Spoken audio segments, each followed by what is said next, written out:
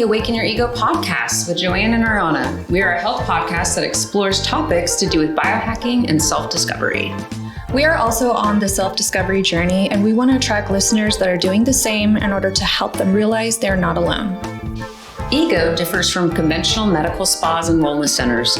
We believe that the secret to maximizing one's sense of self is in addressing the entire person, inside and out. We provide state-of-the-art aesthetic treatments as well as lifestyle management and holistic health solutions. We aim to please with our efficient and friendly customer service and guarantee with our scientifically proven alternative therapies and lifestyle optimizations that every patient will leave our care with a boosted ego. Our goal is to help our patients realize the necessity of self-care and to encourage them to prioritize their health and wellness goals. When we make self-care and confidence a priority, then we're able to bring to light our potential for happiness and growth. This podcast is a way to expand our reach so that we are able to spread the word on the importance of self, the whole self, inside and out. This podcast is for educational purposes only. Please reach out to your medical provider if you have questions about any of the treatments we discuss to see if it's a right fit for you. Now on to our show.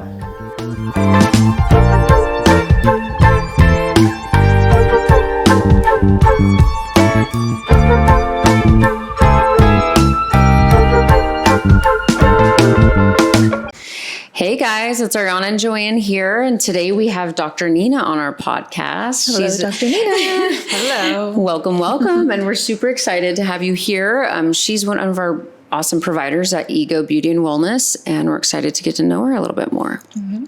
We wanted to start with rapid fire questions, if that's okay with you. Just to get you So we're warmed going to up. put Let's do it. a timer on, and Ariana's going to start asking you questions. So So the goal is you just want to answer as many questions as possible in a minute. Okay.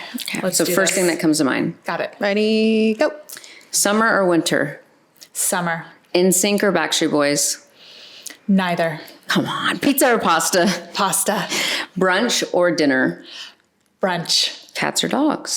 Dogs. These are easy. Chocolate or vanilla? Chocolate. Do you believe in soulmates? Yes, many. Do you believe in aliens? Why not? What's your favorite number? 42. How long does it take you to get ready? Depends on the day. Could be ready in 5 minutes. Dang, okay. Favorite holiday? 4th of July. What's your nickname? That's really personal. Is double dipping at a party ever acceptable? Sure. Share the germs. It improves your microbiome. Do you want to live forever? I prefer quality over quantity. How many hours of sleep do you need? I like 9. What's a word that starts with Q? Quail. Polka dots or stripes? Polka dots. You did great. Oh, good. I'm going to ask you about your nickname later, though. I want to know more about that. Maybe really in wanna know. episode 2 if people So you're like, stay watching and you'll know later. So, Dr. Nina, tell us about yourself. I mean, we learned a little bit, but, tell us your story as far as how you started in naturopathic medicine. Sure. Yeah. So how did I start in naturopathic medicine?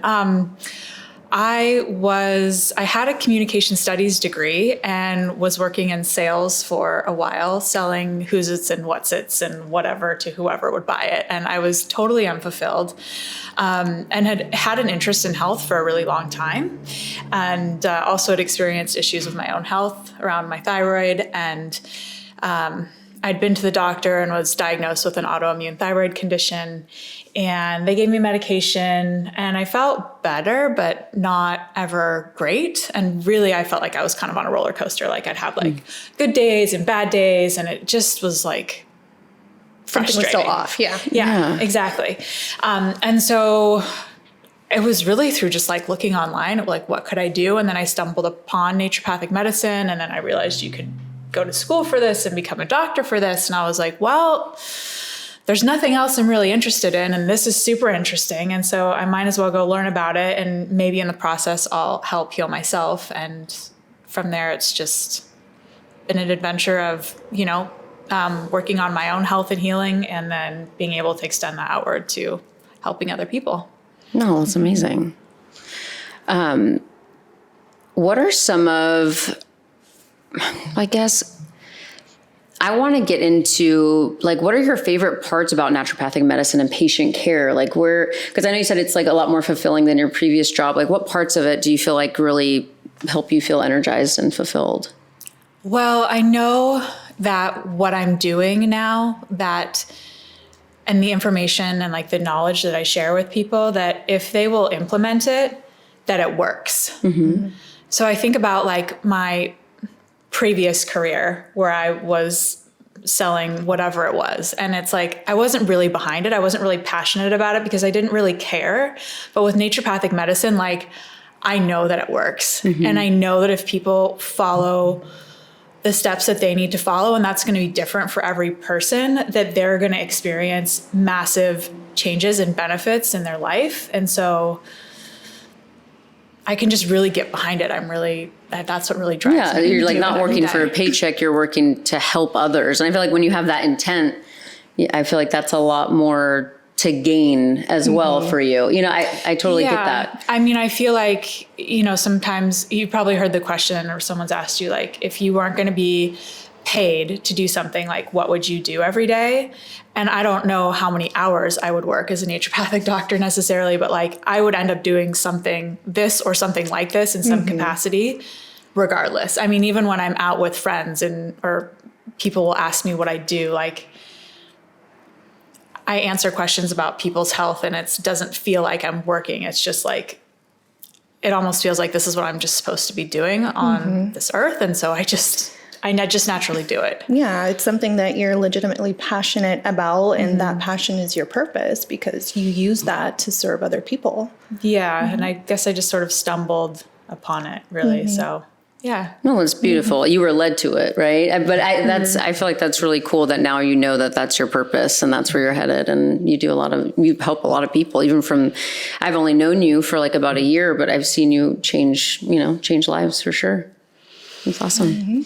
Yeah, well, change comes from within. I think of myself as like a facilitator of healing, but I feel that people's bodies heal themselves. Like people heal their own bodies. For sure. Yeah. No, for sure. Thank you for that. I wanted to change direction a little bit. I know you're a huge advocate of eating healthy and helping people fine tune their diet depending on their needs. What role would you say diet and the food that you ingest plays in your overall health?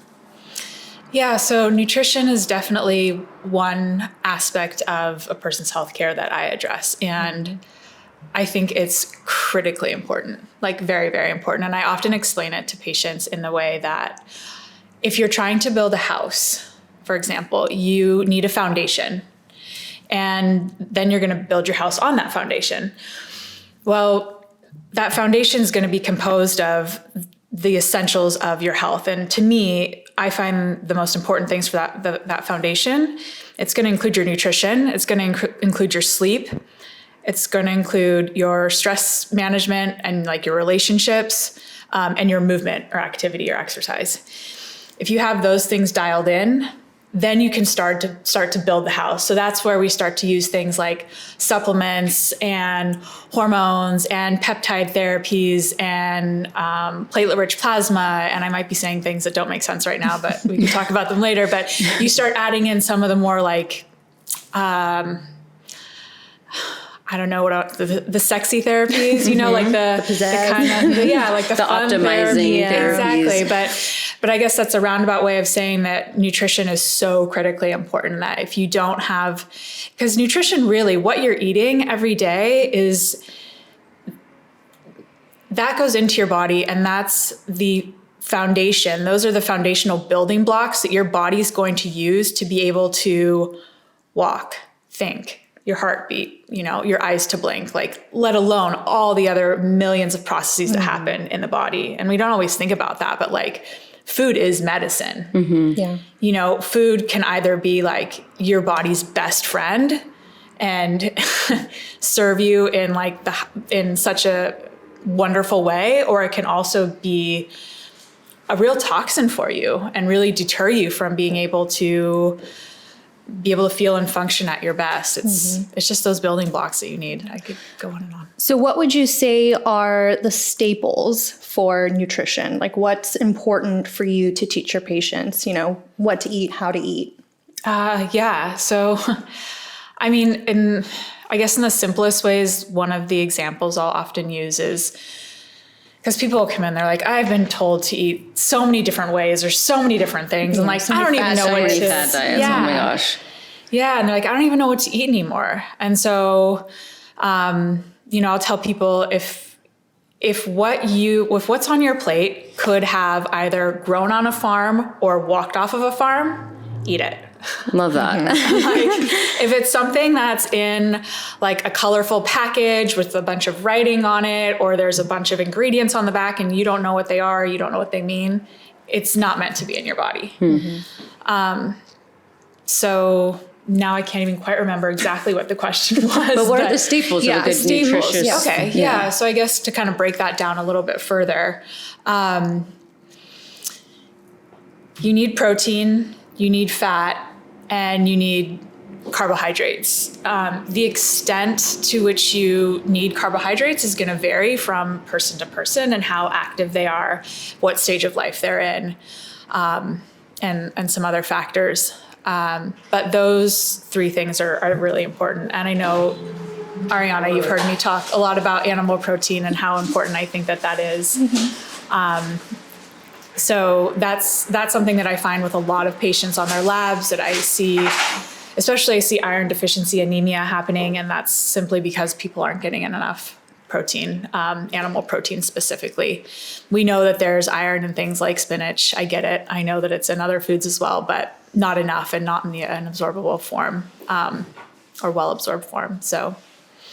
And that's huge because I feel like there is a big misconception when it comes to animal meats and fats, and people think, oh, high calorie, or oh, it can't be healthy, my cholesterol. It's like they associate it with so many different things. I feel like, how do you simply explain to someone that's a little unsure about ingesting animal proteins, like the benefits of it?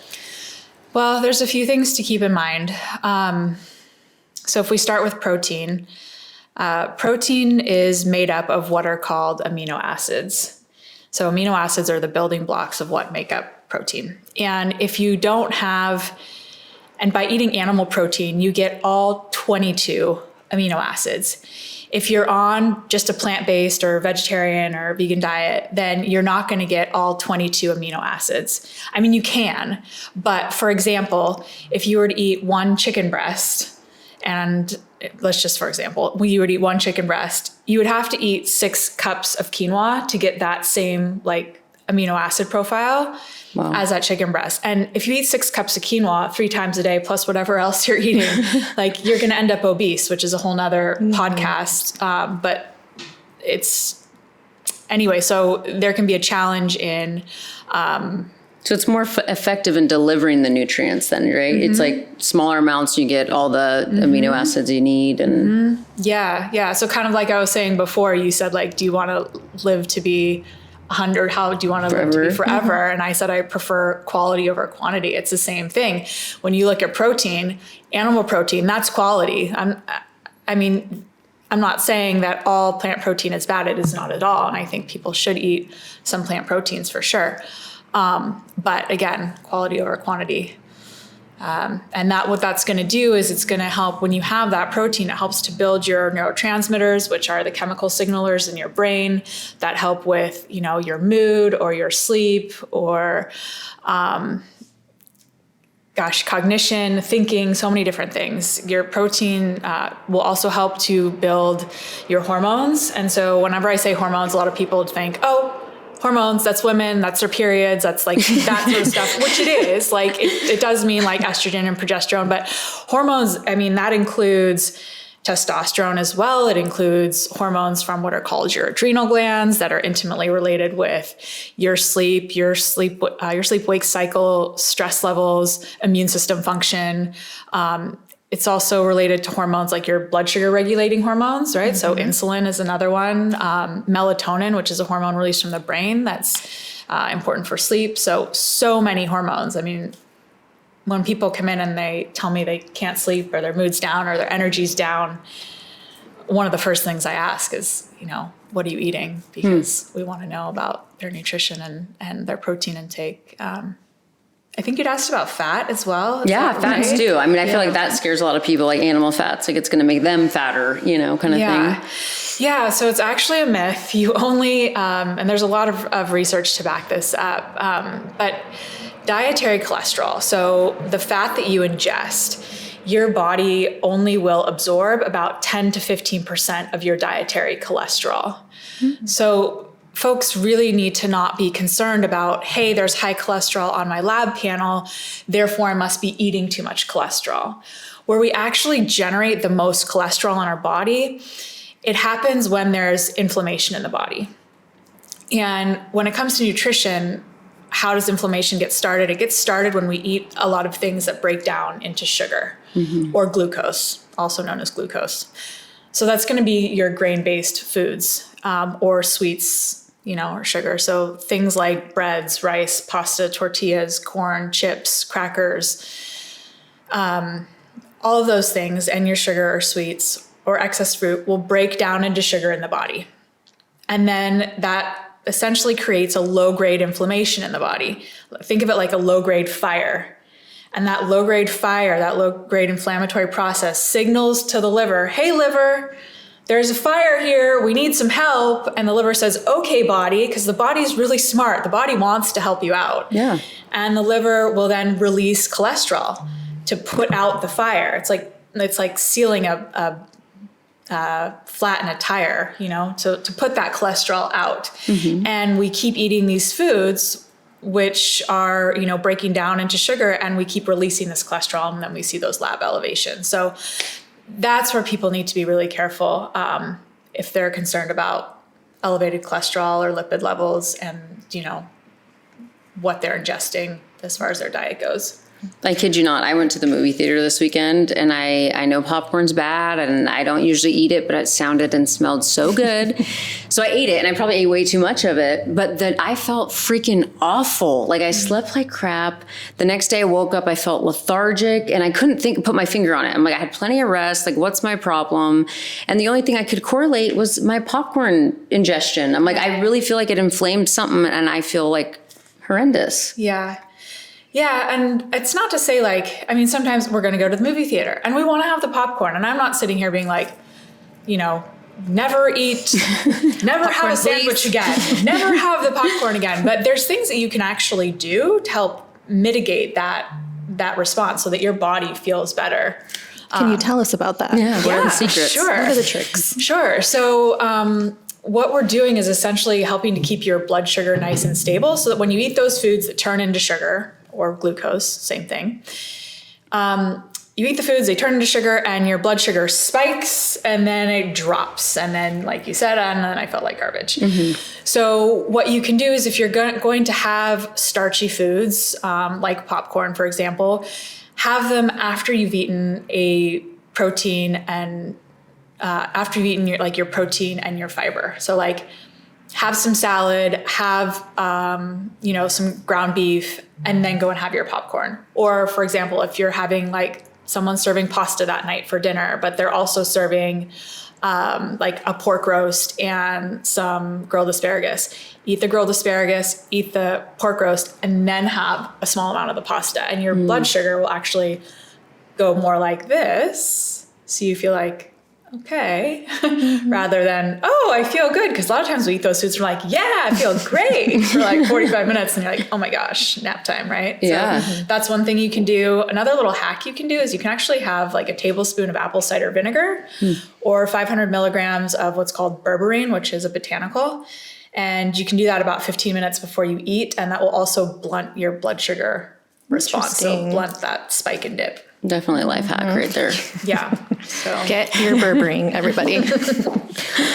So you were talking about, it sounds like protein is the number one priority when it comes to eating, would you say? I don't know if I would say it's number one because everything else is important, but it is the thing that I think right now I see people the most deficient in.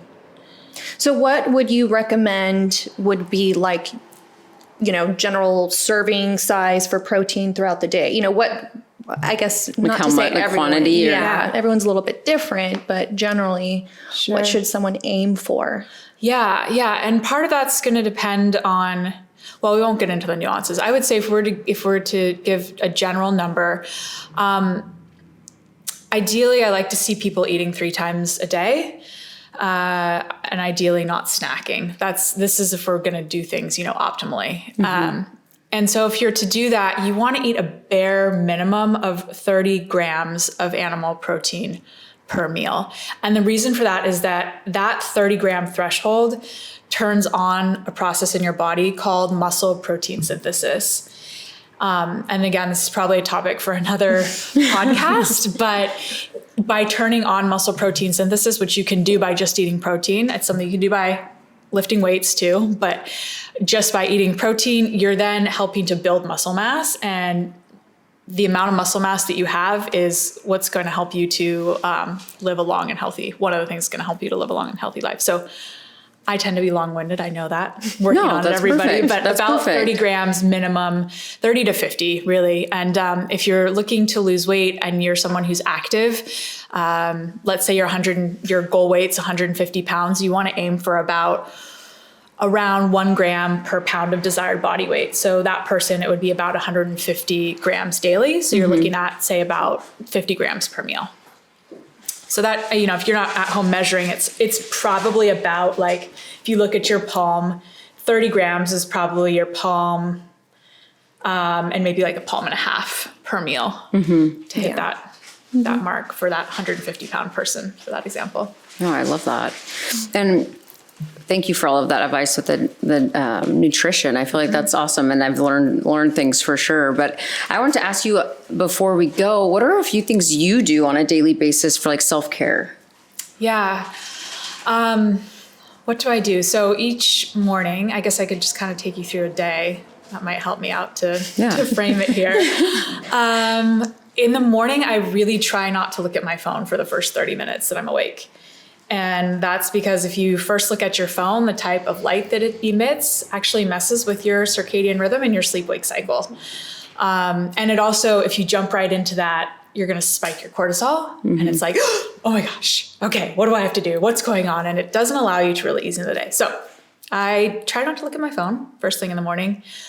I drink apple cider vinegar, like an unprocessed raw apple cider vinegar and warm water, followed by some more water in the morning because I've been dehydrated all night. I've been sleeping and haven't been drinking any water.